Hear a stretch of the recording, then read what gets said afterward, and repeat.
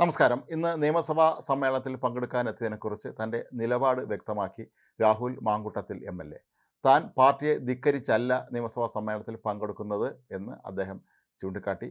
താൻ എന്നും പാർട്ടിക്ക് വിധേയനായി തന്നെ പ്രവർത്തിക്കും എന്നാണ് രാഹുൽ മാങ്കൂട്ടത്തിൽ ഇപ്പോൾ വ്യക്തമാക്കിയിരിക്കുന്നത്. താൻ ഒരു നേതാവിനെ വ്യക്തിപരമായി കണ്ട് ഇക്കാര്യം ചർച്ച ചെയ്തിരുന്നില്ല എന്നും നിയമസഭയിൽ വന്നതുമായി ബന്ധപ്പെട്ടുള്ള കൂടുതൽ ചോദ്യങ്ങൾക്കൊന്നും തന്നെ അദ്ദേഹം കൃത്യമായ മറുപടി നൽകിയിരുന്നില്ല. നാളെ മുതൽ നിയമസഭാ സമ്മേളനത്തിൽ സജീവമായി പങ്കെടുക്കുമോ എന്നുള്ള മാധ്യമ പ്രവർത്തകരുടെ ചോദ്യത്തിനും രാഹുൽ മാങ്കൂട്ടത്തിൽ കൃത്യമായ മറുപടി നൽകിയിരുന്നില്ല. കഴിഞ്ഞ ദിവസങ്ങളിലൊക്കെ തന്നെ ഏറെ വിവാദമായ നിരവധി സംഭവങ്ങൾ നടന്നുവെങ്കിലും തലസ്ഥാന നഗരിയിൽ ഈ വിവാദങ്ങൾക്ക് ശേഷം രാഹുൽ മാങ്കൂട്ടത്തിൽ മാധ്യമങ്ങളെ കാണുന്നത് ആദ്യമായിട്ടാണ്. തൻ്റെ പേരുള്ള ഫോൺ വിളി വിവാദവുമായി ബന്ധപ്പെട്ട ചോദ്യങ്ങൾക്ക് രാഹുൽ മാങ്കൂട്ടത്തിൽ മറുപടി പറഞ്ഞത് അന്വേഷണം ഇപ്പോൾ നടക്കുന്നുണ്ട്, അന്വേഷണം നടക്കട്ടെ എന്നാണ്. കൂടാതെ കേരളത്തിലെ പിണറായി സർക്കാരിനെതിരെ ഇപ്പോൾ യൂത്ത് കോൺഗ്രസും ഒക്കെ നടത്തുന്ന സമരങ്ങൾക്ക് രാഹുൽ മാങ്കൂട്ടത്തിൽ എല്ലാവിധ പിന്തുണയും പ്രഖ്യാപിച്ചിട്ടുണ്ട്.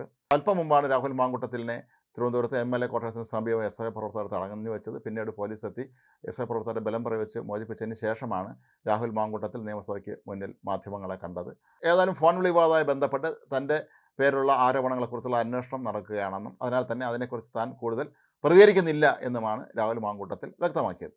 ഏതായാലും രാഹുൽ മാങ്കൂട്ടത്തിൽ ഇന്ന് നിയമസഭാ സമ്മേളനത്തിൽ പങ്കെടുക്കുമോ ഇല്ലയോ എന്നുള്ളത് സംബന്ധിച്ച രാഷ്ട്രീയക്കുഴപ്പം മൊത്തത്തിൽ നിലനിന്നിരുന്നു. രാഹുൽ മാങ്കൂട്ടത്തിൽ സഭ ആരംഭിച്ചപ്പോൾ എത്താതിരുന്നപ്പോൾ തന്നെ മാങ്കൂട്ടത്തിൽ എത്തുകയില്ല എന്നാണ് പൊതുവെ എല്ലാവരും കരുതിയിരുന്നത്. എന്നാൽ സഭ ആരംഭിച്ച 20 മിനിറ്റിന് ശേഷമാണ് അദ്ദേഹം സഭയിലേക്ക് എത്തിയത്. നിയമസഭയിൽ ഇന്ന് അന്തരിച്ച പ്രമുഖരായ നേതാക്കളായ വി.എസ്. അച്യുതാനന്ദൻ, പി തങ്കച്ചൻ, വാഴൂർ സോമൻ തുടങ്ങിയവർക്ക് ആദരാഞ്ജലി അർപ്പിച്ച ശേഷം സഭ പിരിയുന്നതാണ് ഇന്നത്തെ രീതി. നാളെ മുതലായിരിക്കും നിയമസഭാ സമ്മേളനം പൂർണ്ണമായ തോതിൽ ചർച്ചകളും ബില്ലുകളുമൊക്കെയായി സജീവമാകുന്നത്. അപ്പോൾ രാഹുൽ മാങ്കൂട്ടത്തിൽ സഭയിൽ എത്തുമോ എന്നുള്ള കാര്യം ഇനിയും വ്യക്തമല്ല. ഏതായാലും രാഹുൽ മാങ്കൂട്ടത്തിൽ അപ്രതീക്ഷിതമായി ഈ നിയമസഭാ സമ്മേളനത്തിൽ പങ്കെടുക്കാനെത്തിയത് കോൺഗ്രസിലെ ഒരു വിഭാഗം നേതാക്കളെങ്കിലും അമ്പരപ്പിച്ചിട്ടുണ്ട് എന്ന് വേണം കരുതാൻ. സാധാരണഗതിയിൽ അദ്ദേഹം പങ്കെടുക്കയില്ല എന്നാണ് കരുതിയിരുന്നത്. പ്രതിപക്ഷ നേതാവ് വി.ഡി. സതീശനും കഴിഞ്ഞ ദിവസങ്ങളിൽ നൽകിയ സൂചനകളനുസരിച്ച് അദ്ദേഹം സഭാ സമ്മേളനത്തിൽ പങ്കെടുക്കാൻ സാധ്യതയില്ല എന്ന് തന്നെയാണ് പൊതുവെ എല്ലാവരും കരുതിയിരുന്നത്.